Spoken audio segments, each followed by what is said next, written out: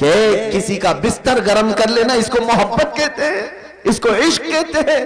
ان خواتین سے بھی میں کہتا ہوں جو بچیاں آج کثرت سے بھٹکتی چلی گئیں اور غیروں کے ہتھے چڑھ گئیں، ایک دو نہیں سینکڑوں ایسی بچیاں ہیں جو کالج کی نظر ہو گئیں اور وہاں مجازی عشق و محبت میں پاگل ہو گئیں۔ انہیں وقتی طور پر کچھ نوجوانوں کے چہرے بہت خوبصورت لگنے لگ جاتے ہیں، یہ شیطان ہے، شیطان ہے۔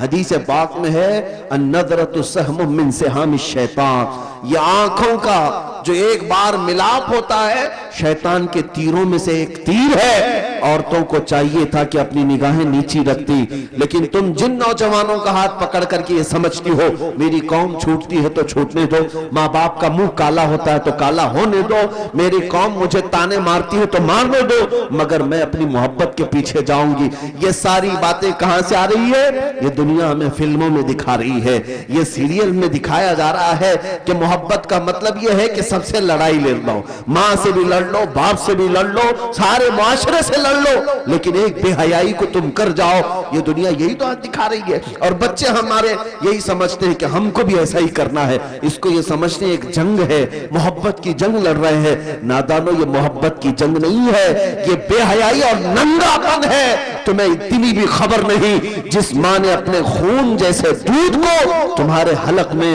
2 سال تک ڈالا اور رات رات جاگ کر کے تمہاری تربیت کرتی رہی، وہ باپ جو پورا دن بھر تمہارے لیے پسینے بہاتا تھا، اور تجھے خبر بھی نہیں ہے کتنی عیدیں، کتنی ایسے تہوار آئے جب وہ اپنی خوشی چھوڑ کر تمہارے لیے لباس لاتا رہا، تمہارے لیے چھوٹے چھوٹے کھلونے دیکھتا رہا۔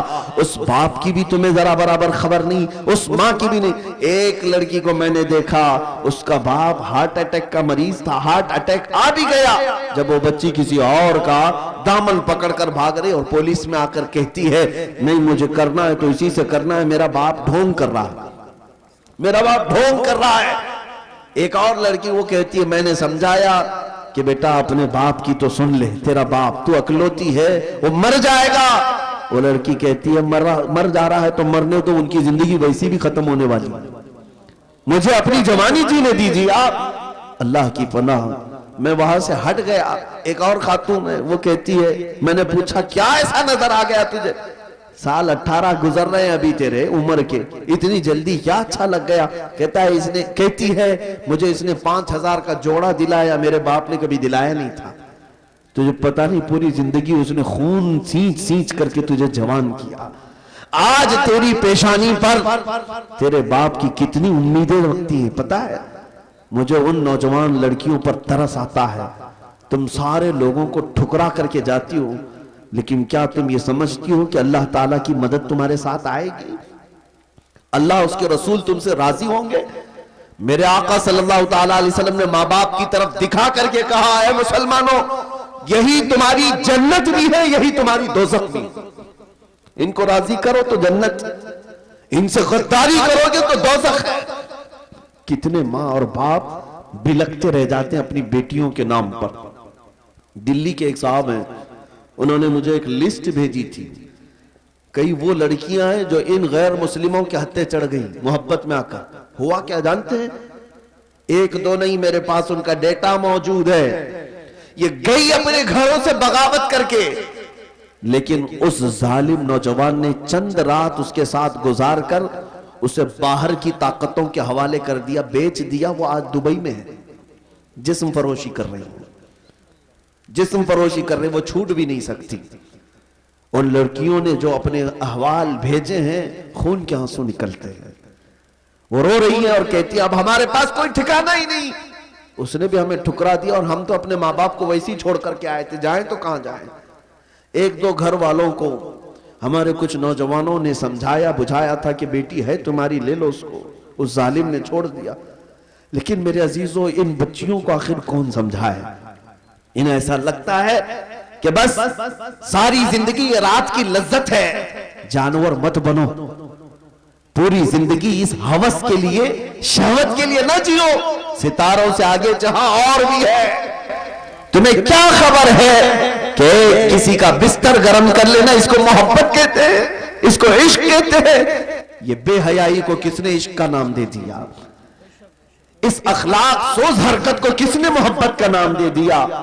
ایک نوجوان منہ لٹکائے ہوئے آیا تھا، کہہ رہا تھا محبوبہ چھوٹ گئی، 4 سال سے اس کے ساتھ تھا، چھوٹ گئی، اب دوسرے کے ساتھ چلی گئی، کچھ وظیفہ دے دے، دل بے قرار ہے، اب کیا کرے گا؟ پاگل مجنوں شعر و شاعری کرتے گھومتا ہے۔ میں نے یہی کہا تھا بیٹا، ایک ہی دل تھا، دینا تھا تو ایسی لیلا کو کیوں دیا جو روز شوہر بدلتی ہے؟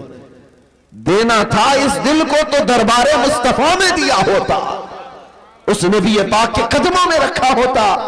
اور میرے مصطفیٰ کریم کی عادت کریمہ ہے، ایک بار کسی نے اگر اپنا ہاتھ ان کے ہاتھ میں دے دیا تو موت تک وہ تمہیں تنہا نہیں چھوڑتے، موت تک تنہا نہیں چھوڑتے۔ زندگی تو زندگی ہے، قبر میں جب تم پہنچو گے منکر نکیر بعد میں آئیں گے، تاجدار مدینہ پہلے تشریف لاتے ہیں۔ حشر میں بھی وہ تنہا نہیں چھوڑیں گے، جہاں تم پیاس کی شدت سے بلبلا رہے ہو میرے مصطفیٰ حوض کوثر کا جام بھر کر تمہیں پلا رہے ہوں گے۔ جو نبی پاک صلی اللہ تعالیٰ علیہ وسلم ہماری دستگیری اور ہماری مدد کے لیے ہمہ وقت ہیں، اس نبی کے فدائی بنو، دنیاوی مجازی عشق و محبت کے پیروکار بن کر اپنی زندگیوں کو تباہ و برباد مت کرو۔ اقبال کی اس بات پر میں اپنی گفتگو کو سمیٹتا ہوں، کی محمد سے وفا تو نے تو ہم تیرے ہیں، یہ جہاں چیز ہے کیا لوح و قلم تیرے ہیں۔ کون کہتا ہے کہ ان کے پیچھے چلنے سے عزت نہیں ہوتی؟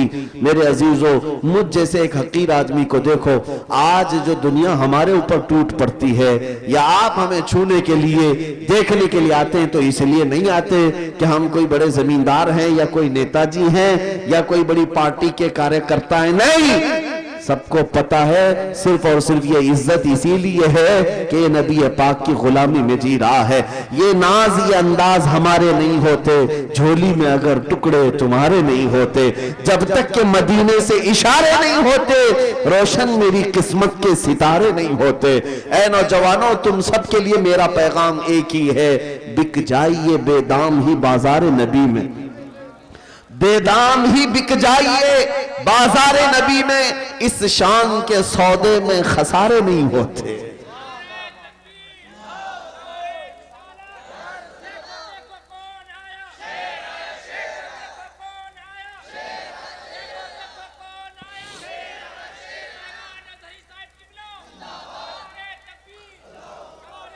میری باتیں ہو سکتا ہے چند لوگوں کو کڑوی لگتی ہیں، میرے عزیزوں، بخار کی دوا کڑوی ہوتی ہے، نگل جاؤ گے تو جلدی شفا یابی بھی ہے۔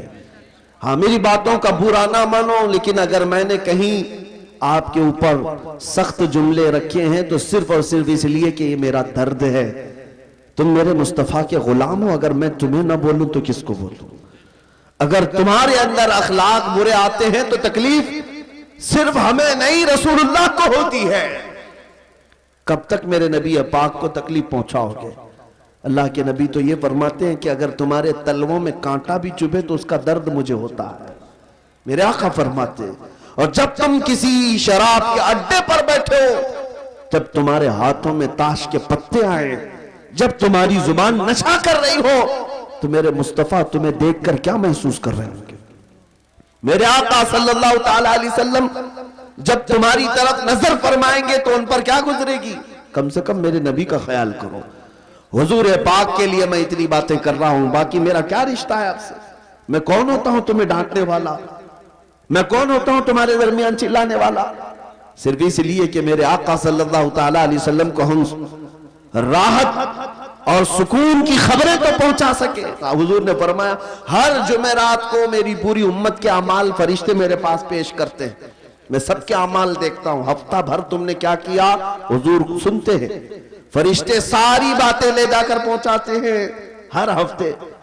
کبھی احساس ہوا کہ ہر جمعرات کو ہمارے کون سے اعمال حضور کے پاس گئے ہوں گے؟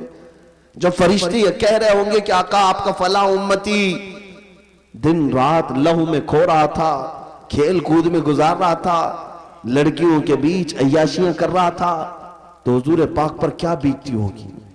ہمارے باپ کے پاس اگر کوئی آ کر کے ہماری شکایت کرے تو ہم اسے بھی پسند نہیں کرتے، ہم کہتے ہیں ابا کو بتانا مت۔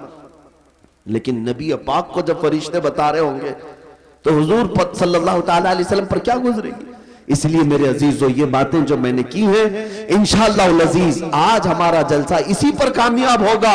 ہم جب جان دینے کی بات کرتے ہیں نبی پاک سے، نبی پاک کے لیے، تو کیا میرے مصطفیٰ کے لیے